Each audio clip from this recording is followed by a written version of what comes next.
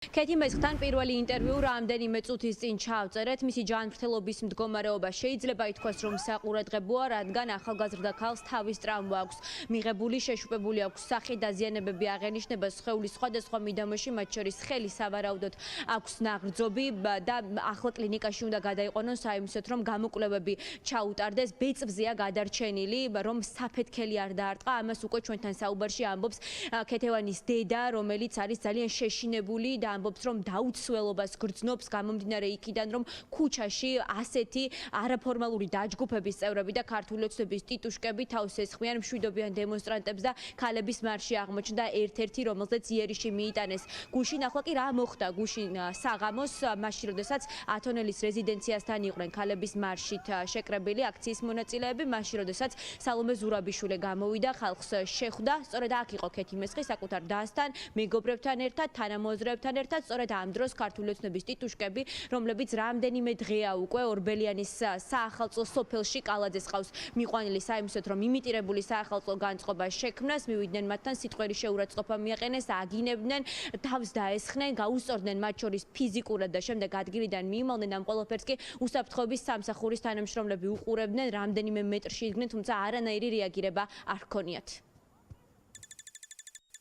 საფეთქლის გასწრებ ჩანს, რომ მთელი ძალით გამოქნეული ხარ ჩამატო. წავიქეცი მაჯა დავარტყი, მაგდროს დააცდოთ და ეგ მაგ შეშუპებული. ზუსტად გადავამოწმე ექიმთან, გამოვიკლო თავის არეში ეს გამოქნეული ხალიან ჩამატო საფეთქლის გასწრებ. ამაგის გაბუჟება მქონდა მე და კისერში და როგორც კი ჩვენი პრეზიდენტი სალომე ზურაბიშვილი შებრუნდა უკან სასახლეში და დაიხურა კარი, ჩვენ მოვიდექით მან და წინ გამოვეცი, რომ ვიფიქრეთ, რომ უნდა წავსულიყავით უკვე ისე პარლამენტთან დაბრუნებულიყავით მარშით. და აქეთ რომ გავედი, ჩემ და ჩემ მეგობრებთან ვეძებდი და აქეთ მივედი და იგინებოდნენ გამჭირით პატრონზე აქედან თქვენი დედას და სახეში მითხარი, რატომ უნდა გავადება აქედან მეთქი და იმიტომ რომ ხალხა შენი დედას და დაგვესხდნენ და იმახეთ დადაჩე.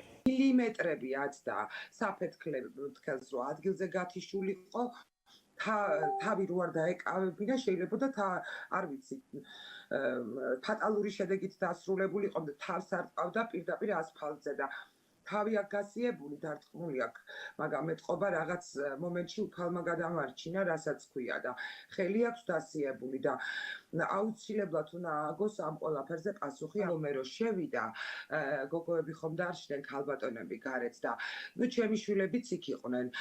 მოვიდნენ ეს ოცნების წარმომადგენლები, რამოდენიმე ბიჭი, 1-4-5 ბიჭი იყო და აგინებდნენ დედას.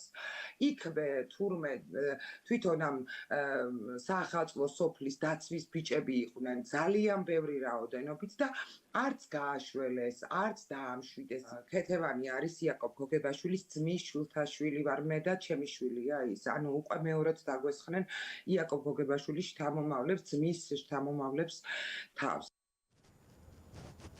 შინაგან საქმეთა სამინისტრომ მომხდარ ფაქტთან დაკავშირებით გამოძიება დაიწყო, თუმცა მიუხედავად იმისა, რომ არაერთმა სატელეფონო კამერამ დააფიქსირა სახეზე თავდამსხმელები, ქართული ოცნების მხარდამჭერი ტიტუშკები, ამ დრომდე დაკავებული არავინ არ არის.